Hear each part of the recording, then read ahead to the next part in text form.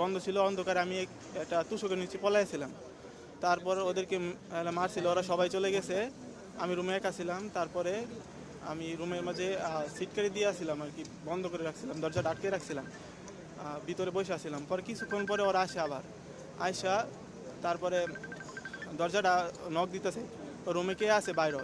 আমি আমি কোনো আওয়াজ করি নাই, রুমে আমি বসেছিলাম। তারপরে আমি দরজাটা খুলি না বিদায় ওরা দরজাটা ভেঙে ফেলছে, ভেঙে আমাকে আয়সা আমাকে আঘাত করছে এই জায়গায়, স্টিল দিয়ে বাড়ি দিছে।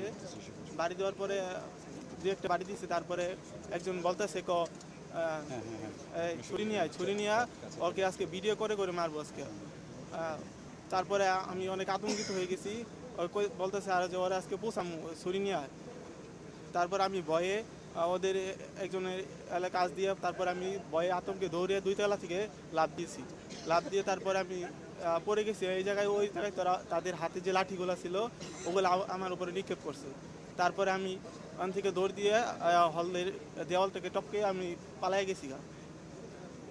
এখানে ছিল আরও, আমি একজনকে চিনি, ওর নাম জানি, চিনি অনেকজনকেই। একজনের নাম হলো মেহেদি, ছাত্রদলের নেতা। সে আমাকে আয়সা, পদটা আমি বলতে পারি না,